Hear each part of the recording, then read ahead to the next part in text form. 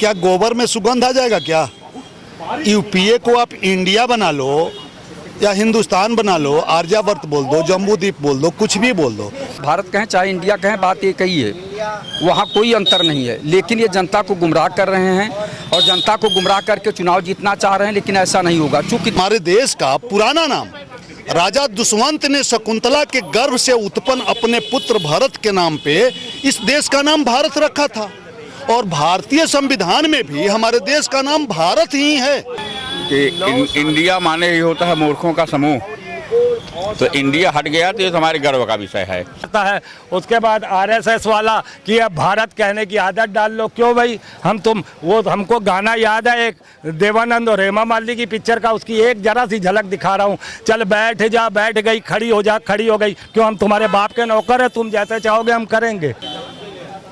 हम जब पूरा देश नंगा भूखा था, जब पूरे देश के शरीर पर वस्त्र और रोटी नहीं थी, तो हमने ईश्वरों का निर्माण किया। जब तक भ्रष्टाचार में लगाम नहीं लगाएंगे तब तक विश्वगुरु का सपना मुंगेरी लाल का सपना होगा, समझा था। अब शौचालय के निर्माण पर अगर ईश्वरों नहीं होता तो चंद्रयान 2 शौचालय के छत से जाता क्या? भ्रष्टाचार समाप्त तो कर नहीं रहे बल्कि बढ़ा रहे हैं उसको। किस तरह से ये भ्रष्टाचार समाप्त करेंगे, देश के प्रधानमंत्री जी बताना चाहिए। उसके पास 9 साल का फेलोर कार्ड है। जो इसने वादा आम जनता के साथ किया उसका तो कुछ हुआ नहीं। योगी और मोदी को छोड़कर हमारी सोच से योगी मोदी छोड़कर बाकी सब उनके अधिकारी भ्रष्ट हैं, महाभ्रष्ट हैं। देश के प्रधानमंत्री जी कहे थे कि 2 करोड़ लोगों को प्रतिवर्ष रोजगार देंगे, भ्रष्टाचार समाप्त करेंगे, विदेशों में जमा काला धन वापस ले आएंगे। इन 3 मुद्दों पे तो देश के प्रधानमंत्री बोलने के लिए नहीं तैयार हैं, न बताने के लिए तैयार हैं। नमस्कार, मैं मौजूद प्रदेश की राजधानी लखनऊ में। मैं मौजूद हूँ दारुसफा पर। जैसा कि उत्तर प्रदेश के अंदर दिन प्रतिदिन जैसे उत्तर लोकसभा चुनाव नज़दीक आते जा रहे हैं, सियासत गर्म होती जा रही है। आज हम यहाँ पे चर्चा करने के लिए हाजिर हुए हैं कुछ लोगों से जो इस वक्त चर्चा का विषय बना हुआ भारत बनाम इंडिया को लेकर के, उस पर जानना प्रतिक्रिया जाएंगे। सर, भारत बनाम इंडिया हो चुका है। भारतीय जनता पार्टी कहती कि हमने तो नाम भारत रख दिया है, विपक्ष कहता है हम तो भाई INDIA इंडिया लेकर के चलेंगे।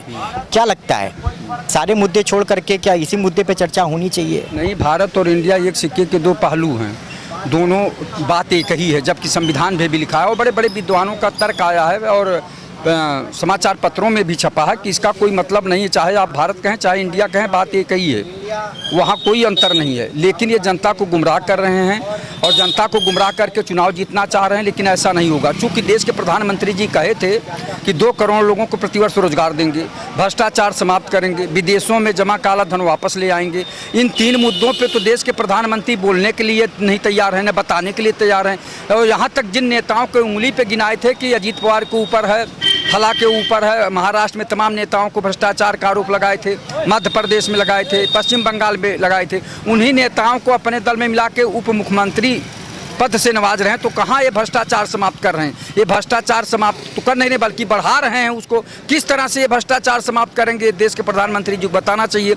उत्तर प्रदेश में तमाम नेताओं के ऊपर लगाए थे भ्रष्टाचार का आरोप, न किसी को जेल भेजे, न किसी की संपत्ति जब्त की। अभी तक 9 साल बीत गया, 9 साल बीत गया और अभी तक भ्रष्टाचार में जितने नेताओं को देश के प्रधानमंत्री गिनवाए थे किसी को नहीं भेजे। चूंकि वो आम नागरिक नहीं, हम जैसे लोग नहीं है कि हमारा कोई वो नहीं, वो अधिकार है उनके पास, उनके पास सब शक्तियां हैं, वो जेल भेज सकते हैं, संपत्ति जब्त कर सकते हैं, लेकिन ऐसा कुछ नहीं कर रहे हैं। कैसे आप विश्वगुरु बनाएंगे? भ्रष्टाचार बढ़ता जा रहा है और भ्रष्टाचारी नेताओं को आप प्रश्रय दे रहे हैं, तो कैसे आप विश्वगुरु बनाएंगे? बेरोजगारी की बात आ रही है, उस पर कोई काम कर नहीं रहे हैं, जनता जो परेशान है। आप बताइए, MA PhD करके, डीलिट करके, BTech करके, MTech करके लोग परेशान हैं और उसके बाद भी नौकरी नहीं मिल रही है, तो क्या होगा? आप बताइए कि कैसे बेरोजगारी समाप्त करेंगे? अगर नाम भारत कर दिया है भारतीय जनता पार्टी ने और विपक्ष ने इंडिया कर रखा है, कुछ प्रभाव पड़ेगा 2024 में या बस जैसा चल रहा वैसा चलेगा? देखिए, ऐसा है कि भारत तो हमारे गर्व का विषय है, भारत की जनता के गर्व का विषय है। इंडिया अंग्रेज़ों का थोपा हुआ एक शब्द था। आप गूगल सर्च करके देखो, उसमें है कि इंडिया माने ही होता है मूर्खों का समूह, तो इंडिया हट गया तो ये हमारे गर्व का विषय है। रही बात बेरोजगारी और भ्रष्टाचार की, तो इसकी तो हम जितना निंदा हो सके उतना निंदा करता हूँ कि भ्रष्टाचार विधिवत बढ़ा है, घटा नहीं है। योगी और मोदी को छोड़कर हमारी सोच से योगी मोदी छोड़कर बाकी सब उनके अधिकारी भ्रष्ट हैं, महाभ्रष्ट हैं, उनके मंत्री भ्रष्ट हैं। जब तक इन पे लगाम नहीं लगेगी तब तक ये जो विश्व गुरु का सपना देख रहे हैं ये इनकी सब मिथ्या है। ये इनके मुंगेरी लाल के सपने होंगे। हम कर्मचारी नेता हैं, वैसे किसी पार्टी से लेना देना नहीं है। हम अपने कर्मचारियों को ही देखते हैं, अधिकारियों को देखते हैं। एक तो जितने इनके IAS PCS अधिकारी रैंक के हैं सब भ्रष्टाचार में एकदम विधिवत डूबे हुए हैं। समझ रहे हैं, जब तक इनके मंत्री और अधिकारी को ये लगाम नहीं लगाएंगे ये विश्व गुरु कभी नहीं बन पाएंगे। लगाम लगाएगा कौन? लगाम तो कौन लगाएगा? तो मैं कर रहा हूँ, प्रधानमंत्री और मुख्यमंत्री की ही बात तो कर रहा हूँ कि जैसे इन्होंने आतंकवाद समाप्त किया, आज हर आदमी निफिरिक होकर टहल रहा है, आज कहीं भी गोलीकांड नहीं हो रहा है। अब कोई आदमी अब बलात्कार कर रहे, कोई व्यक्तिगत दुश्मनी, कोई किसी गोली मार रहे, ये सब अलग की बातें हैं। लेकिन जहाँ बम विस्फोट हो जाते थे ये सब सारे काम बंद हैं, ये सब ठीक है। उसी हिसाब से जब तक भ्रष्टाचार में लगाम नहीं लगाएंगे तब तक विश्व गुरु का सपना, मुंगेरी लाल का सपना होगा। समझा था? बस भ्रष्टाचार पर लगाम लगाएं, बेरोजगारी पर ध्यान दें, रोजगार पर नौकरों को ध्यान दें। इसी से स्वर्णिम भारत बनेगा, इसी से जो है विश्व गुरु की ओर हम अग्रसर होंगे। और बाकी जो है पब्लिक को चूतिया बना वो अलग बात है। जय हिंद, जय भारत। क्या लगता है, भारत बनाम इंडिया हो चुका है? भारतीय जनता पार्टी कह रही हम तो भारत कर देंगे नाम, विपक्ष ने इंडिया कर रखा है जिसको I.N.D.I.A कहा जाता है प्रवक्ताओं की भाषा में। कुछ प्रभाव आएगा? क्या सारे मुद्दे खत्म हो गए? बेरोजगारी, भ्रष्टाचार, ये सब चीज़ें खत्म कर देंगे? इसी पे चर्चा होती रहेगी क्या? ये बताइए अविनाश जी, आप एक वरिष्ठ पत्रकार हैं, नाम बदल देने से क्या गोबर में सुगंध आ जाएगा क्या? यूपीए को आप इंडिया बना लो या हिंदुस्तान बना लो, आर्यावर्त बोल दो, जम्बूद्वीप बोल दो, कुछ भी बोल दो। अरे जो भारत है ये भारतीय संविधान में वर्णित है। भारतीय संविधान के प्रस्तावना में संविधान निर्माताओं ने स्पष्ट लिखा है, India that is Bharat. India जो कि भारत है, वो बार बार संविधान निर्माता बतला रहे हैं कि इंडिया भारत है। और अगर सरकार के तरफ से और महामहिम राष्ट्रपति के तरफ से अगर भारत को भारत कहा जा रहा है तो ये तो स्वागत योग्य कदम है और इसका स्वागत होना चाहिए। हमारे देश का पुराना नाम राजा दुष्यंत ने शकुंतला के गर्भ से उत्पन्न अपने पुत्र भरत के नाम पे इस देश का नाम भारत रखा था। और भारतीय संविधान में भी हमारे देश का नाम भारत ही है और कोई नाम वर्णित नहीं है, क्योंकि संविधान निर्माताओं ने अंग्रेजी में लिखा था कि इंडिया दैट इज भारत, जो इंडिया जो कि भारत है, और कुछ उन्होंने नहीं कहा था। तो ये विपक्षी दल वाले लोग हैं, ये चाहे इंडिया रख लें या जो भी रख लें, ये सिस्टम अच्छी बात नहीं है। जो कार्य सुटेबल है, सरकार के अच्छे कार्यों की सराहना होनी चाहिए, राष्ट्रपति के उठाए हुए इस कदम की सराहना होनी चाहिए और इस तरीके से बहुत स्वागत योग्य कदम है। वो थोड़ा ही सही, लेकिन अगर भारत को भारत कहा जाने लगा या भारत कहा जा रहा है तो ये स्वागत योग्य कदम है। दलों के गठबंधन का नाम इंडिया ही गलत है, जो 1950 के राष्ट्रीय प्रतीक चिन्ह अधिनियम का उल्लंघन है और भारतीय संविधान का अपमान है। और जनता एक इंडिया में कई इंडिया बनाने जैसा है। मैं आपके माध्यम से पूछना चाहता हूं, जिन मतदाताओं ने एनडीए को वोट नहीं दिया था, इंडिया को वोट नहीं दिया था, क्या वो इंडिया के लोग नहीं थे? देश में 91 करोड़ मतदाता थे 2019 के चुनाव में, जिसमें मात्र 22 करोड़ मतदाताओं ने बीजेपी को वोट दिया और भारतीय जनता पार्टी केंद्र की सत्ता पे काबिज है।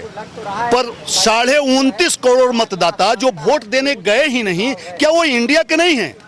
उन्होंने इन इंडिया वालों को निगलेक्ट कर दिया था। उस समय लोग इंडिया वाले नहीं थे, यूपीए थे, तो निगलेक्ट कर दिया था। मैं ये कहना चाह रहा हूं कि 63 लाख मतदाताओं ने नोटा को वोट दिया था, वो भी इंडिया के हैं।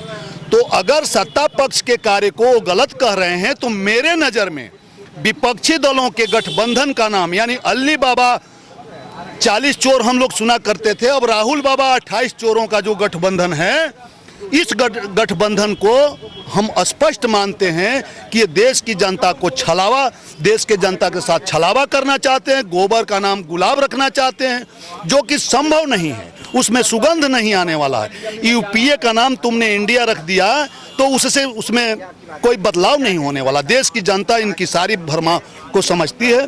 कह तो रहे हैं वन नेशन वन इलेक्शन जो है बहुत सराहनीय है, लेकिन जिस प्रकार से स्थिति अब अभी हमारे यहाँ की चल रही है, उम्मीद करा जा सकता है कि हो सकता है ऐसा? मतदाता सूची तो तैयार नहीं होती है। भैया अभी ऐसी इसकी एकदम इमरजेंसी क्या है?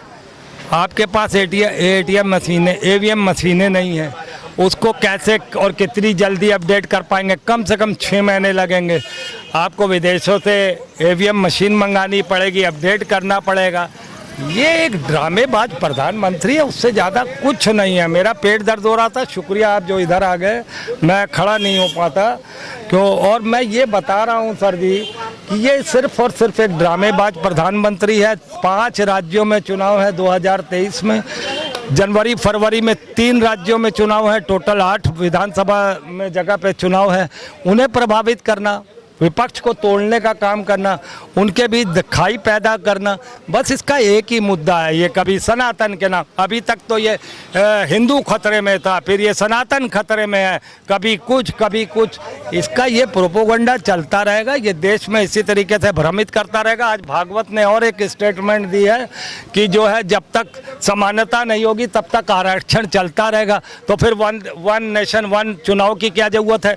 सारी चीज़ें एक ही तरीके से लाइए ना, हर कानून, हर चीज़, हर बात को एक ही तरीके से लाइए।